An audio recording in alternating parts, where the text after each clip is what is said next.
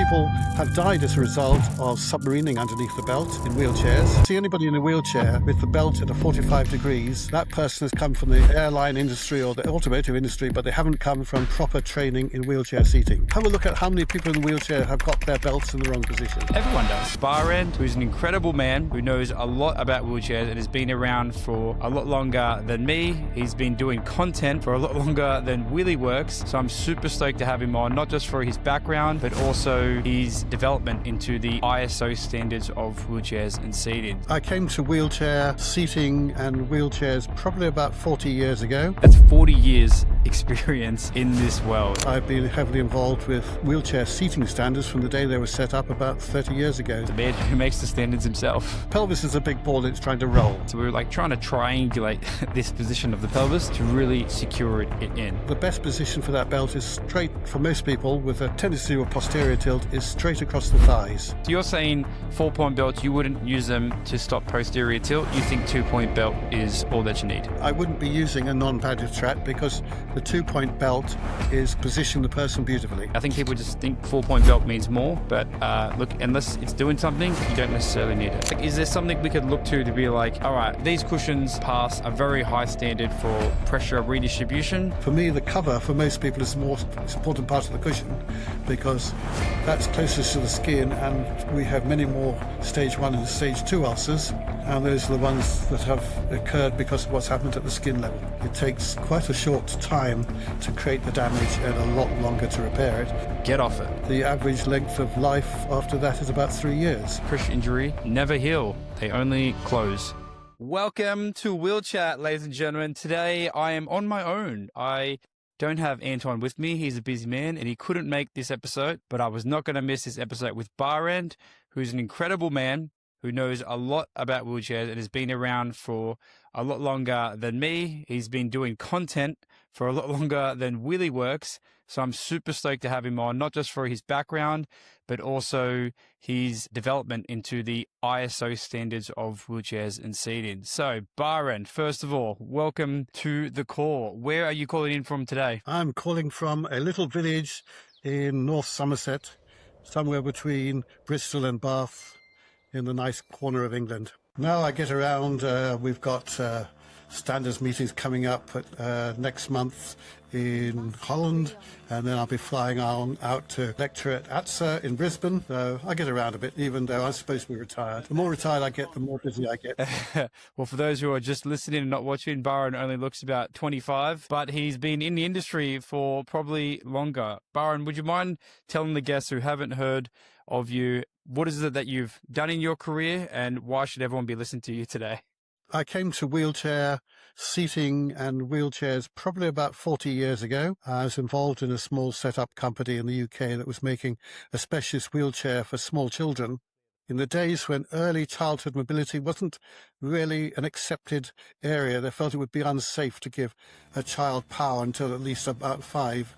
And of course, we learn a lot about spatial awareness in our first couple of years of life. So I worked with a couple based in Cambridge who'd invented a wheelchair where the child could press a button, get down to the floor and play, and then press the button the other way and go back up to a table.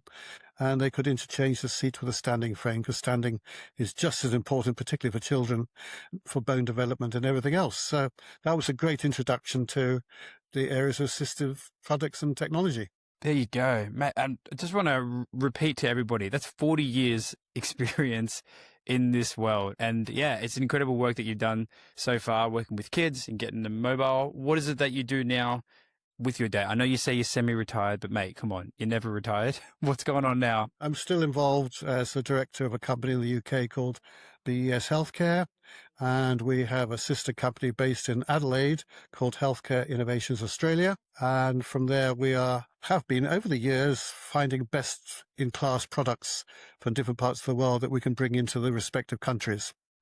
But behind that, I've been heavily involved with wheelchair seating standards from the day they were set up about 30 years ago. So that's been going on for some time now. And in those standards, we've now got a suite of best part of 15 published standards, and quite a few more are in the pipeline. There's one being developed on assessments, one being developed on dynamic seating and what do we actually mean by that, and so forth. A lot of interesting stuff. And for me, it's the value of meeting up with the international experts from around the world and distilling their knowledge, because I'm no expert on anything.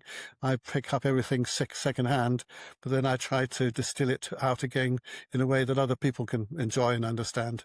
Yeah, I think it's one of those things, the more you learn about something, the more you realize, wow, I don't know anything about this topic. Like, I'm like, dynamic seating, I know plenty about dynamic seating. That's fine. And I'm sure there's an expert in dynamic seating that would run circles around me. So it's awesome you're bringing everyone together. But for people who don't know, what are ISO standards in general, and why do we need them in wheelchair seating?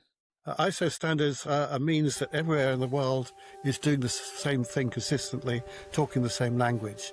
I think a good example might be if you are painting your back room and suddenly run out of paint. When you go and buy another pot of the paint, because the international standards, you know it's going to be the same colour as you run out of, so you don't have suddenly two-tone back room. Interesting area was, of course, where we drive. There are standards for some countries drive on the right-hand side of the road, like in Australia, UK, and others on the left. Sweden used to drive on the right, but they found that when people were going to and from Norway or Denmark or whatever, they're having a nasty accident. So back in September 1967, they decided we're all going to move over to driving on the left. So there's 1 hour in the early morning when nobody could drive, and then after that, everybody had moved to the other side of the road. So standards are quite useful, and some of them are useful for in the wheelchair world. We've got a series of standards for testing wheelchairs to see that they are strong enough, that they perform in certain ways that will be consistent. So when you know you've passed the standard, those can be descriptive standards or they can be pass-fail standards. We have crash testing standards where you can have a wheelchair being tested for its safety in a crash. Most of the testing to date has tended to be how safe the other people in the vehicle as compared with how safe the occupant of the wheelchair is. Really? What is that? Because people are like, they catapulting the chair into other people? They're worried about bits of the chair flying off and hitting other people in a bus or in a car or something like that. There you go. On the anecdotal front, I was at a meeting in the States shortly after the Part 19 crashworthiness test had first come out. And they said, oh, we've had the first crashworthy wheelchair involved in an accident, and it stood up to the accident. But unfortunately, the occupant died. So there's now a new leader of that group of standards. He's called Ali, and he's based in Australia. So he's leading the group, and I think the movement is now to try and have a look more about how the occupant of the wheelchair might be protected. Cars give you comfort, protection, safety zones when they crash. Wheelchairs aren't designed like that at the moment. They're more designed for the people in the environment. So getting the human touch has come in, and that's really what we've done as we developed the wheelchair seating standards. We've got more standards that look at how the individual and the seating system is affected. We've got one on pressure mapping, or guidelines to pressure mapping in there. We've got one which will come to in a moment, I think, is where the best place is to put a belt on a wheelchair to position somebody rather than as a belt to protect somebody from flying out of their seat in an accident. So what you have in your chair when you get into the plane, or what you have in your car, goes around your waist in a certain way that stops you from flying out of the seat.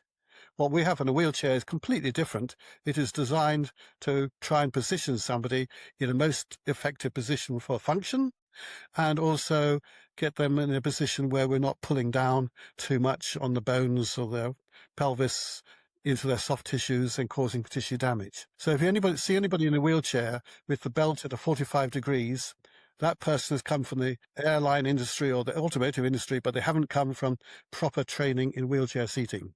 The best way of thinking it for me is that you would think of the pelvis as being a big ball. The biggest distance across a ball is its diameter, and the 45-degree position of a belt is it's going across its diameter, so that's the biggest distance the ball will have. So people have died as a result of submarining underneath the belt in wheelchairs and even in cars. And the best position for that belt is straight for most people with a tendency to a posterior tilt is straight across the thighs, flat across the thighs. That's a much shorter distance, and there's no way a normal pelvis will be able to submarine underneath that. For safety, it works. For looking after how you are using your wheelchair, it works. You can stretch, lean a lot further forward when you're not being held down on your pelvis, and is much more functional all the way around. So don't treat your wheelchair belt as a safety device, treat it as a positioning device, and you may be going in the right direction. And there's still, I know, in Australia, some rather erroneous advice going out. And the standard that came out, and that started off as a British standard, a BS 8625, and it's now an ISO standard, ISO 16840 Part 15, which is adopted in Australia as well.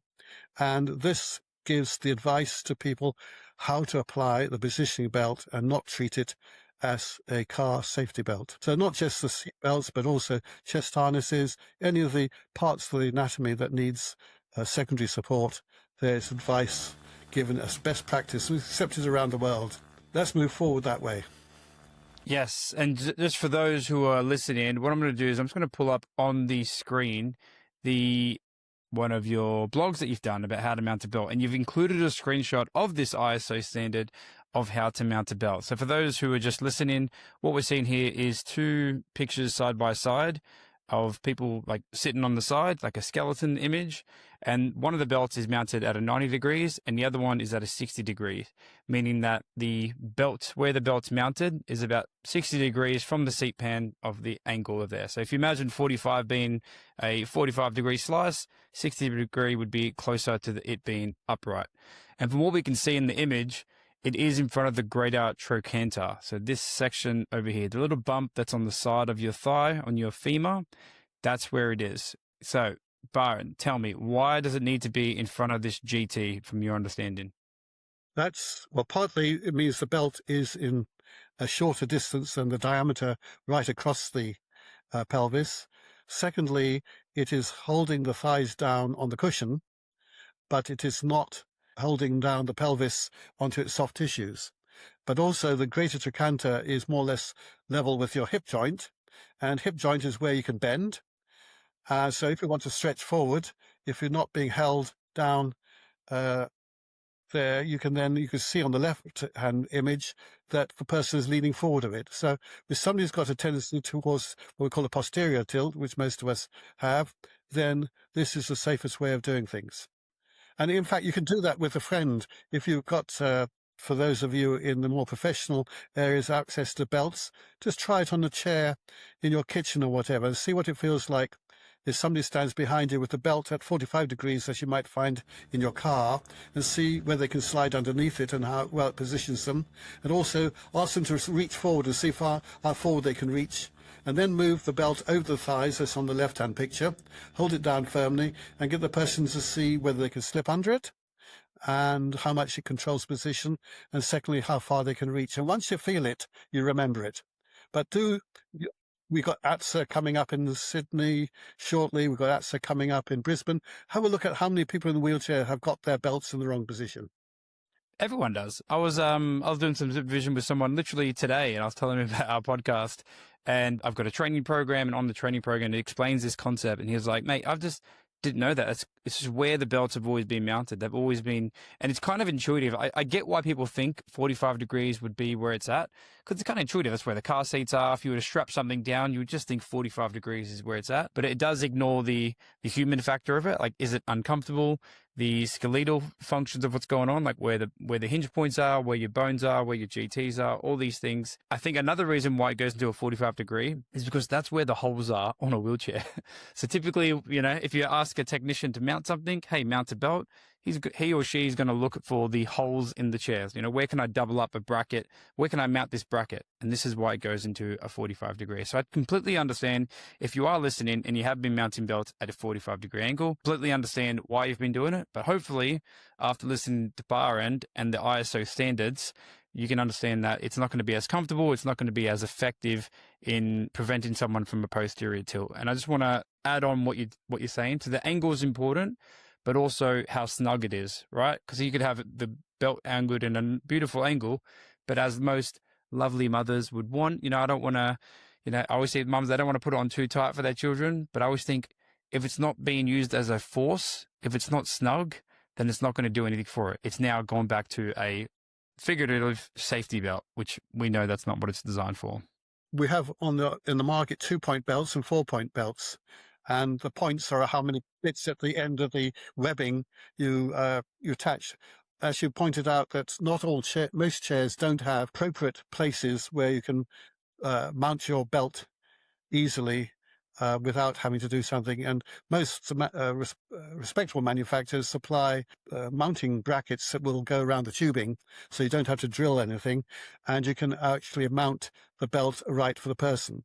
And from what we've seen with somebody with a tendency towards a posterior tilt, if the belt is mounted in the right place, as in those pictures we've seen, then the person will be nicely secured in a safe position, but have maximum functionality. Yes. People have been prescribing 4-point belts because they've been putting part of the belt at about 45 degrees and not very safe. So they've been putting the other 2 straps on there. 4-point belt has got 4 straps instead of 2 straps. This is what I want to break down just for everyone who's just listening. I've just typed in 4-point belt wheelchair onto Google Images. And Barend and I are both looking at images of so there'll be 2 sections of the belt. There's the padded section of the belt, and then there's the non-padded belt section of the belt. Now, Barend, looking at every single image on here that we are seeing, can you understand why 4-point belts are not mounted correctly? Yeah, the challenge is that they're overprescribed from what I've seen. Is if you get your 2-point belt in position, that padding will be nicely over the thighs, the person will be secure. There are circumstances where the person's anatomy is such that their pelvis may be wanting to go into anterior tilt. It may become just straightforward anterior tilt, which you often get with Duchenne muscular dystrophy. Boys, often some of the Asian population ages in a much more of anterior tilt.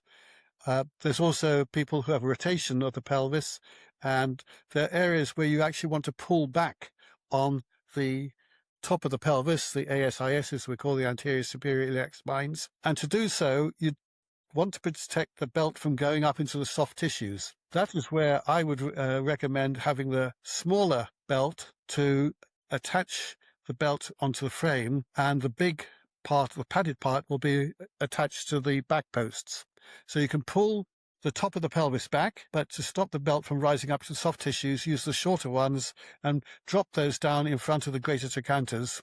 It will restrict the movement to a certain extent, but that will get your pelvis into a much more neutral position, and getting the pelvis in good position means that your back is straightens up, your head is in a better position for me talking to people, seeing people, functionality. So getting your belt right in position has a knock-on effects to all other parts of the body.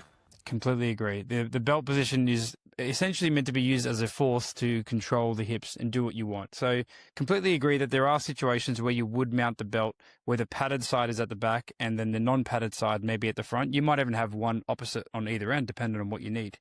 Essentially, what I would love to confirm with you is that the belts are meant to be used as a force, and then the non-padded part is meant to stop the belt riding up in a particular way. So if we are doing anterior tilt, then we would want it at a 45 because we're trying to push those ASISs back into that posterior tilt, but then we don't want it to move too far up, so we'd put the small straps at the front. What I see in practice, and as you would know, been doing this for 40 years, the ratio of anterior tilt versus posterior tilt would probably be like 98 to 2, right? Almost everybody is in posterior tilt, and you would get the occasional anterior tilt situations, but most of the time you're mounting a belt, you're mounting it to stop someone from sliding forward. And I feel that a lot of the images that can get used can I don't know if that's what's misleading people or people just don't know, but it seems like from here, the front, if the images that we're looking at, where again, for those who are listening, the padded belt is at the back, the non-padded part is at the front. If someone was to slide forward, to me, it seems like the non-padded part would be doing nothing. Like if you got some scissors and cut them and someone was sliding forward, it wouldn't really make a difference whether they were there or not. Would you agree? Yeah, if we look at the images you've got, there's somebody on the left, I think in a skirt, where the belt is more or less at the 45 degrees, and there somebody's used the smaller belt to stop that from rising into the soft tissues, but it isn't really doing a particularly good job of positioning the person, because you can see the person is sliding underneath it. So it's not functional, and it's not practical. So that's not a good example of how to use one. But that's just how often you see them. I think if this person was like, it kind of looks like it's 60 degrees mounted here. I think that looks more closer to 45, I'd say. It's over the greater trochanter. Hard to say. So I'd say let's say we want if this person was sliding forward, which it looks like the person is, we would want the thick side of the belt mounted here, so closer towards 90, and then that should be enough. As you said, I agree. I think people just think 4-point belt means more, but look, unless it's doing something, you don't necessarily need it. I think if you're going closer towards 90, that's when I would use the small strap to mount it here to stop the belt from going forward. Now the small strap is having a function. So for me personally, I've always mounted if I'm doing 60 degrees, 2-point is fine. If I'm going closer towards 90, what can happen then is that we could get some tippiness, right? That someone could, as you slide forward, the belt could shift.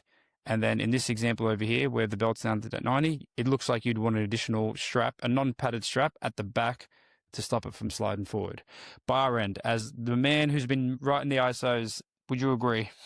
Just on that picture, an important element too is you can see there's a bit of a pre-ischial ridge underneath the pelvis. So basically what we're looking for is the pelvis is a big ball that's trying to roll.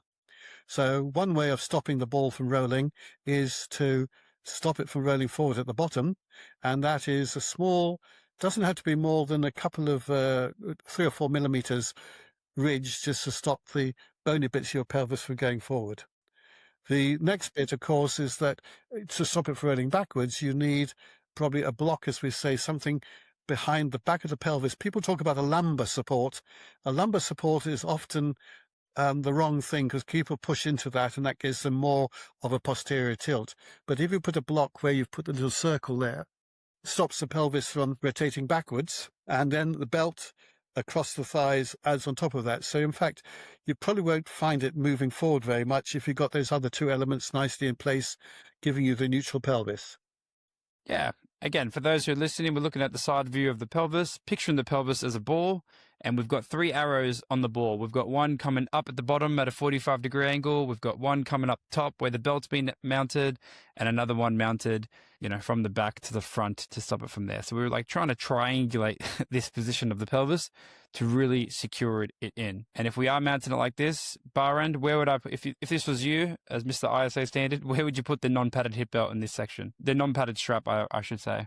In this one, I wouldn't be using a non-padded strap because the 2-point belt is position the person beautifully. Yeah. If the person was going, if I was trying to deal with somebody with anterior tilt, which maybe the person has got there, I'd have the pad going out horizontally across the top of the pelvis, and then I'd have the small strap coming down where the big blue strap is at the moment. Yeah, I get what you mean. So this is essentially what you're saying 4-point belts, you personally wouldn't use them to stop posterior tilt. You think 2-point belt is all that you need. Yep. Excellent. It's good to hear it from the man who makes the standards himself. And I think that's really important. I would love if I could request Barend, because I've had these discussions with therapists before, other ATPs who say, no, the belt needs to be mounted. You need to mount a 4-point belt. You need to put the non-padded part forward. I would love it, Barend, in your next committee meeting. You've got the diagram for a 2-point belt. Do you think we could add a 4-point belt diagram at all? When the standard comes up for revision, which is every 4 or 5 years, that's a good request, and we'll see what we can do that time round. Do you want to just put me on the board, Barend? Do you want me just to order everywhere? You're absolutely welcome to join. Any expert who's on this call, we are looking for more and more experts because the more input there is, the better the outcome. I may take you up on that. Approach and your Australian standards and say you'd like to be an expert. First of all, you have a mirror group, I believe, in Australia that looks after the standards to make sure they become Australian standards, but also they can put you forward to being on the international group. You could take part. We have hybrid meetings, so people who can't travel to the meeting can still join through Zoom. There's 5 parts to the tie-down standards referring to different ways of tying down. So there may be some designs where the manufacturer has said, my design is only safe if you tie it down in 6 points rather than 4 points. But most vehicles will not have the system. If you go into a bus or whatever, won't have a system necessary to tie down at 6 points. So often happens is you find you've got a system that ties down the chassis of the wheelchair, so whether there's somebody in it or not, and that would be 4 points for safety. And there may be a further band that goes around that holds the occupant of the chair in position as well. So that may be an extra point. You know what's always amazed me is those dial docking plates. You know those pins that go in, you drive in, then click, click. How that thing holds it down better than full. Like, how do you get stability through that? I don't get it, but it works, right? Allegedly, yep. It's not my area of expertise. Speak to Ali, yes. The other area of expertise I wanted to chat to you about was, so we had a lot of standards, pressure mapping, dynamic seating. One that you also do one is on pressure cushions. Can you be specific on what are the ISO standards around pressure cushions? Is this just like a fabric thing and, you know, to make sure it's safe, or is it actually about pressure care? Okay, when you're looking for a good cushion, again, if you look at my articles, I say what makes a good cushion. We end up with a checklist of about 30 different items that may or may not be important for that individual. And each person is different. So, for example, some person may want to have a cushion that's got a slippery surface on it so they can slide in and out easily. Other people may want to have a sticky surface on it so they don't slide out easily. There's a series of tests that can be done on the cushion that look at its properties. They're not pass-fail tests on the whole. They are tests that give you an idea where you are on a scale. We're looking for a cushion. There's three elements I would be looking cushion. One is looking after aspects of your tissue viability. How well are you protecting your skin from breakdown? The second thing I'd be looking for is how well a cushion helps you position yourself.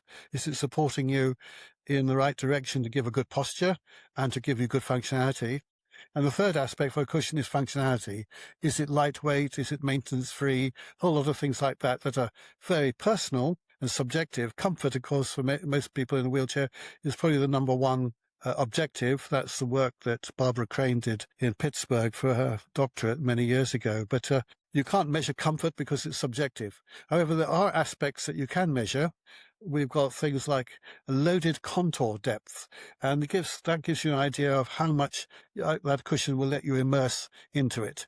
And for some people, they want to be heavily immersed, and others they don't because they can't get out of the cushion very easily. And envelopment is important because you can immerse into something, but if it's a very tight membrane, you haven't got envelopment, and pressure is a force over area. So you want to know how enveloped you are to see how much area you can spread the pressure across.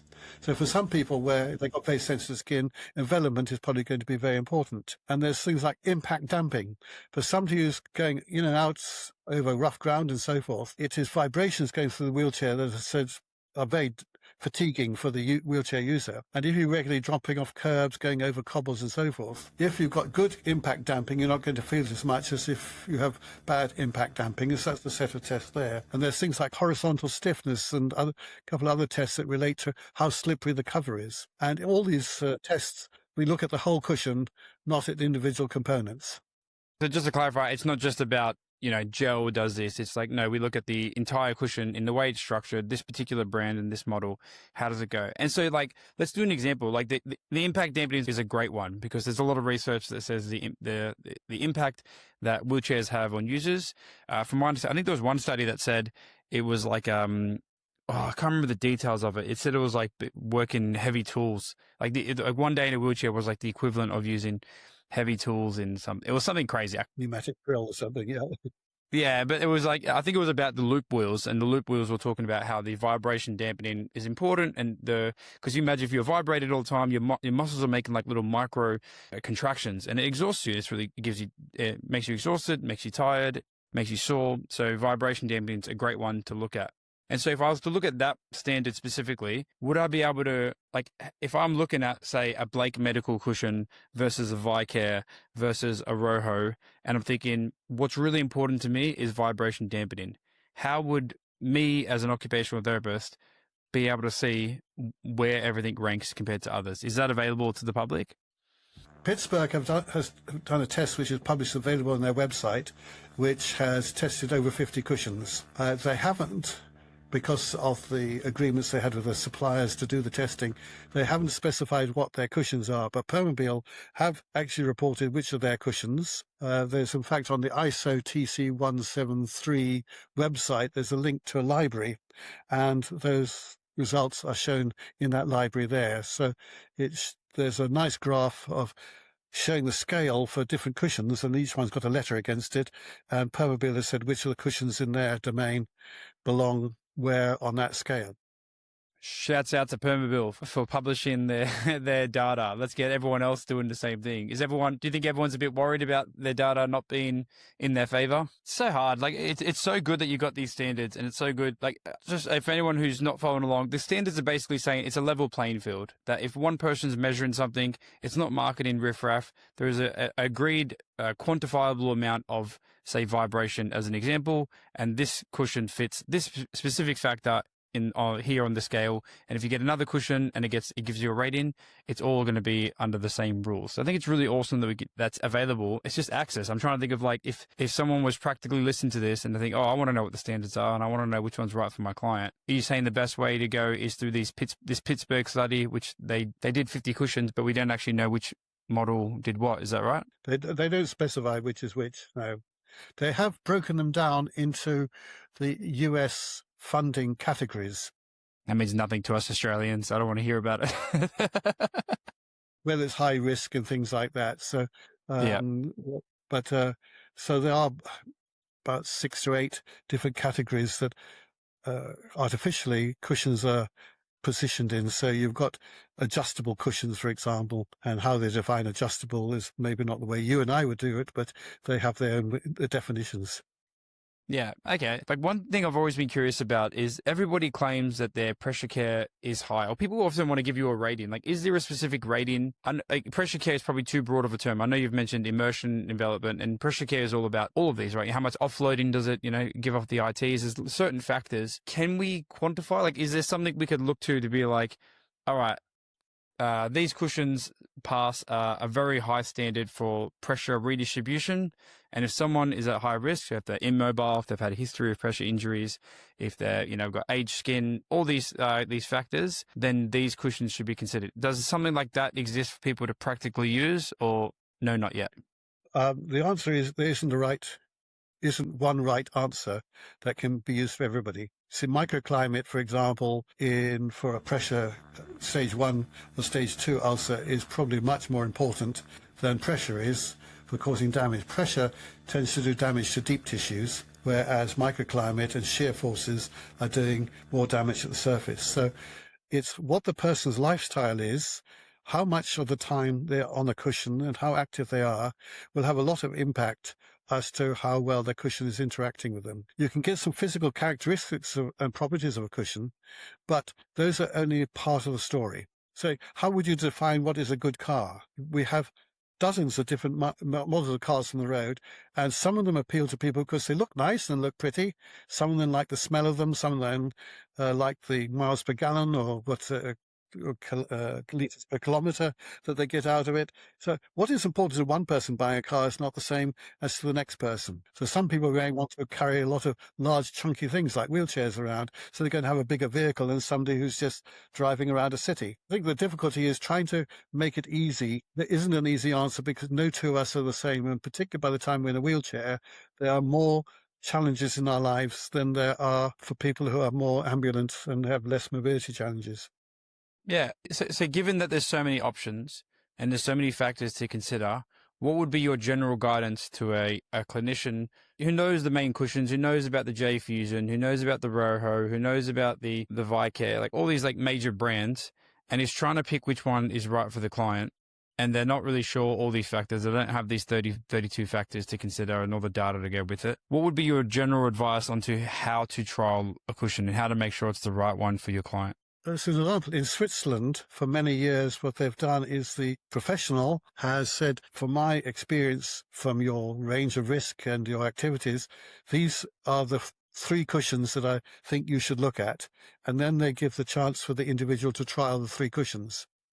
So there's a certain amount of professional input, and then there's the subjectivity that each person has, because the last thing you want is to spend a lot of money on a cushion and then the person doesn't use it because they find it's unstable, they're not comfortable on it, or for any other, or they find it's too heavy. The functionality side is important. You can have Gel works quite well for people because you immerse into it easily and you get good development, but it's heavyweight in many cases and also often needs a lot of day-to-day maintenance on it. So what's a good cushion?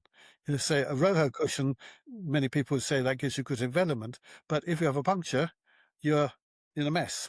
So there are downsides. So you've got to look at, has that person got a cat? Is the cat likely to jump on there and puncture it?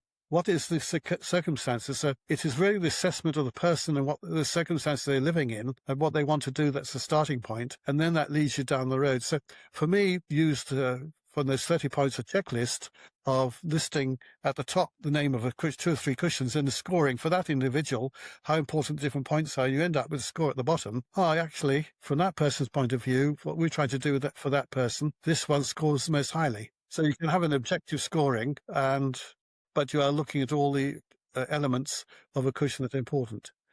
Yeah, it's tricky, but I think from what I'm hearing you say is we essentially need to look at as many factors as we can, function, comfort being one of them. Like they're easy ones to see because you can see them. You can visually measure them over pressure care. And obviously pressure care is important. You might do some pressure mapping as well, which we can talk about perhaps on another episode. But essentially it's basically trial them slowly, trial them frequently, check in. I think that would be the guide is what you're referring to is try this cushion, try it for a day.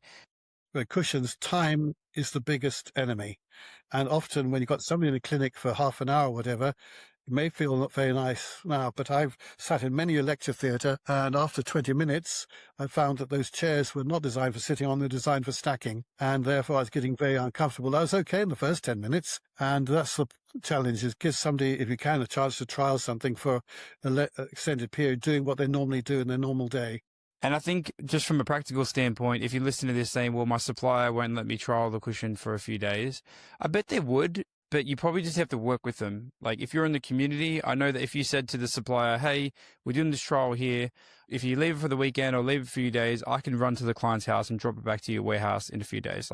Or the client can perhaps do it, or one of their carers could do it. I think if you explore this option, most people want to get this right. The supplier doesn't want to be without their demos, but they would rather you be sure that this cushion's right than them come back to you and saying, oh, this cushion's wrong and you sold me the wrong one. And they don't want that headache. So I think we're all aligned in getting the right outcome. So trialing it for a few days and monitoring is important.